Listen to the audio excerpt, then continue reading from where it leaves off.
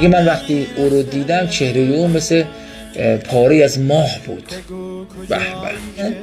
خبرگونی راست عدد خالی بود. میگه وقتی که چشمم به او افتاد خار عقلی، عقل من حیران شد، متحیر شد. فی نعتی و صفتی، در صفت امام مهدی، در زیبایی امام مهدی عقل من پرید. عقل پریدن داره. دوستان امام مهدی رو ببینید. کی میتونه امام رو ببینه دیوانه نشه؟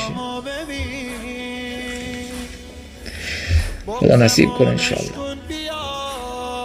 بله ابن مهسیار توفیق داشت، امام رو دید و متحیر شد. میگه وقتی چشمم به امام افتاد خار عقلی، اصلا عقلم از دست دادم و به خاطر اون صفاتی که داشت.